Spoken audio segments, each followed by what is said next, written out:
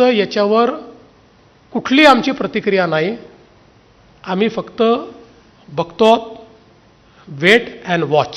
Sir, तुम्ही शेती क्षेत्राच्या संदर्भात अनेक उपाययोजना केल्याचं सांगितलं, परंतु एमएसपीचा मुद्दा अनेक वर्षांपासून दशकांपासून प्रलंबित आहे. मात्र एमएसपी साठी सरकार सकारात्मक जरी असलं तरी त्यातला जो टेक्निकल ग्लिच आहे की एमएसपी पेक्षा कमी दराने जे खरेदी करतात त्यांच्यावर कारवाई, याबद्दल सरकारची काय भूमिका आहे?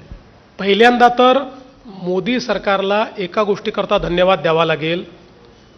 2014 साली MS स्वामीनाथन यांनी रिपोर्ट दिला. 2004 साली 2004 साली MS स्वामीनाथन यांनी रिपोर्ट दिला. 4 पासनं 14 पर्यंत UPAच्या सरकारने स्वामीनाथन रिपोर्ट लागू केला नाही. मोदीजींचं सरकार आल्यावर 2016 साली मोदीजींनी स्वामीनाथन रिपोर्ट लागू करून MSP स्वामीनाथन रिपोर्टप्रमाणे त्या ठिकाणी देण्याचा निर्णय केला. त्यावरही काही लोकांनी विरोध केल्यानंतर स्वतः स्वामीनाथन यांनी वृत्तपत्रामध्ये लेख लिहून हे स्पष्ट केलं की माझा रिपोर्ट हा 10 वर्ष पेंडिंग होता, तो मोदींनी लागू केलाय आणि तो नीट लागू झालेला आहे. त्यामुळे MSPच्या संदर्भात सर्वाधिक बोल्ड निर्णय मोदीजींनी केले.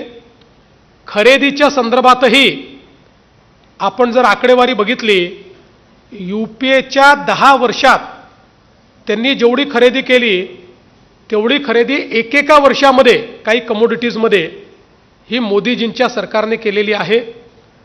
तथापि ही गोष्टही खरी आहे की अनेक वेळा शेतकरी खरेदीची वाट न पाहता त्या ठिकाणी शेतीमध्येच सौदा करतात. व्यापारी तो सौदा घेतात आणि त्यानंतर वाढलेल्या दराचा फायदा त्या शेतकऱ्यांना मिळत नाही.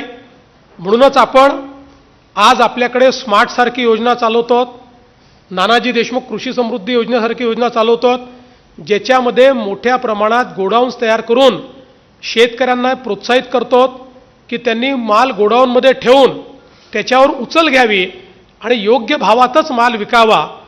अजून जास्त जनजागृती आपल्याला करावी लागेल, जास्त इन्फ्रास्ट्रक्चर तयार करावं लागेल, पण याची सुरुवात मात्र देशामध्ये आणि महाराष्ट्रात झाली. देवेंजी फॉरेन डायरेक्ट विनोद यादव दी मराठीहून. सर, फॉरेन डायरेक्ट इन्व्हेस्टमेंटमध्ये महाराष्ट्र नंबर 1 राहिलेला आहे. या 12 वर्षाच्या कार्यकालामध्ये पंतप्रधान मोदींच्या कितपत महाराष्ट्राला फायदा झालेला आहे, एक विषय. दुसरं सर, अल्निनोमध्ये शेतकरी जे अडचणीत येणार आहे, मराठवाड्याच्या शेतकऱ्यांसाठी पेरणीसाठी काय अपील करणार?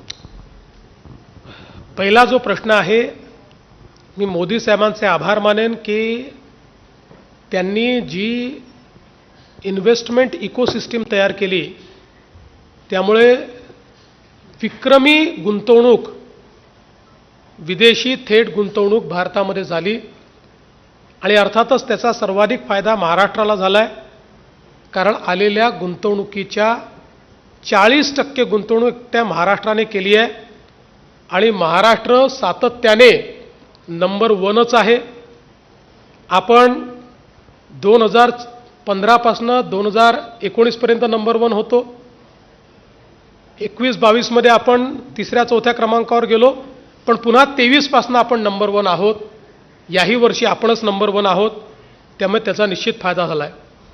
दुसरा जो विषय आहे तो अत्यंत महत्त्वाचा आहे. अल निनोच्या संदर्भात आपण तयारी करतो.